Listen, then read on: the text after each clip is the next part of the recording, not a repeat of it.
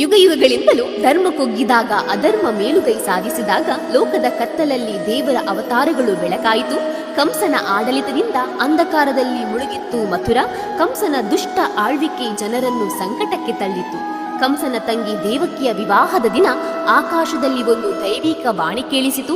ಕಂಸ, ದೇವಕಿಯ 8ನೇ ಮಗು ನಿನ್ನ ಸಂಹಾರಕನಾಗುವನು.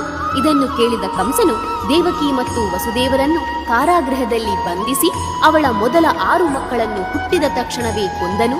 7ನೇ ಮಗುವಾದ ಬಲರಾಮನು ದೈವಿಕ ಯೋಜನೆಯಂತೆ ರೋಹಿಣಿಯ ಗರ್ಭದಲ್ಲಿ ಬೆಳೆಯುತ್ತಾ ಕಾರಾಗೃಹದ ಹೊರಗೆ ಸುರಕ್ಷಿತವಾಗಿ ಜನಿಸಿದನು.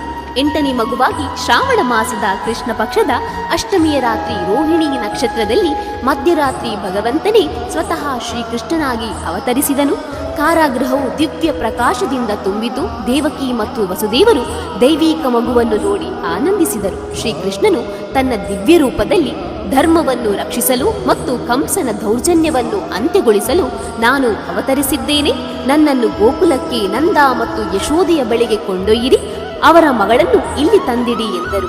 ಬಾಗಿಲುಗಳು ತಾನೇ ತೆರೆದವು. ಶೇಷನಾಗನ ನೆರಳಿನಲ್ಲಿ ವಸುದೇವನು ಯಮುನಾ ನದಿ ದಾಟಿ ಗೋಕುಲದ ಯಶೋದೆಯ ಮಗುವಿನೊಂದಿಗೆ ಬದಲಾಯಿಸಿದನು. ಕೃಷ್ಣನು ಗೋಕುಲ ಮತ್ತು ವೃಂದಾವನದಲ್ಲಿ ಬೆಳೆದು ತನ್ನ ಆಟ, ಸಂಗೀತ ಮತ್ತು ಅದ್ಭುತಗಳಿಂದ ಎಲ್ಲರ ಹೃದಯವನ್ನು ಗೆದ್ದನು. ಕೊನೆಗೆ ದುಷ್ಟ ಕಂಸನನ್ನು ಸಂಹರಿಸಿ ಮಥುರದಲ್ಲಿ ಧರ್ಮ ಜಯ ಸಾಧಿಸಿದನು. ದುಷ್ಟ ನಾಶಕ, ಧರ್ಮ ಸ್ಥಾಪಕನಾದ ವಾಸುದೇವನಿಗೂ ನಿಮಗೂ ಕೃಷ್ಣ ಜನ್ಮಾಷ್ಟಮಿಯ ಶುಭಾಶಯಗಳು.